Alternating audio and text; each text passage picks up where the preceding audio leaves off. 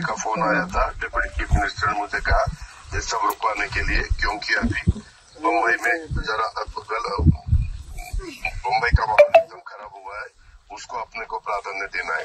मेरा नाम बताओ उनको सर। वो मुझे आप एक काम कीजिए, आप मुझे मेरे फोन में मतलब डायरेक्ट कॉल कीजिए ना। 1 मिनट, मैं तेरे ऊपर एक्शन लूंगा। अभी मैं खुद आपके साथ बोल रहा हूँ कि आप मुझे डायरेक्ट कॉल बता दिए। सर मुझे भी पता है आप सर समझ रही है सर, जो आप बोल रही है समझ रही है, पर मुझे सुनो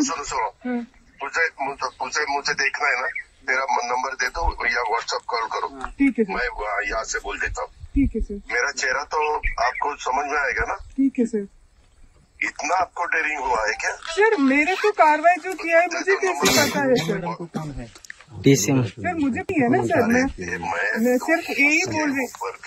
मैं डिप्टी चीफ मिनिस्टर सर समझ रही है वो आप बोल रही है जो दे दो मुझे, मैं डायरेक्ट आपको देता हूँ। ठीक है सर, 944 आपका नंबर दे दो ना सर, 944। यहाँ जानना जरूरी है कि अंजना कृष्णा 2022 बैच की आईपीएस अधिकारी है जो सच्चाई के लिए डटी हुई है। उन्होंने किसी दबाव में आकर कार्रवाई नहीं रोकी। राजनीतिक गलियारे में इस घटना ने आग लगा दी है। विपक्षी दलों ने पवार पर दखलंदाजी के आरोप लगाए हैं।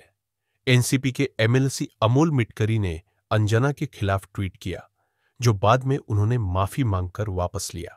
आणि राज्यात जे आपण जातो तिथं आपण खातोय त्या राज्याचे मुख्यमंत्री आणि उपमुख्यमंत्री कोण आहेत हे साधं जर त्या बाईला माहीत नसेल तर अर्थातच तिची निवड प्रक्रिया पूर्णपणे चुकलेली आहे असा आम्हाला संशय आहे।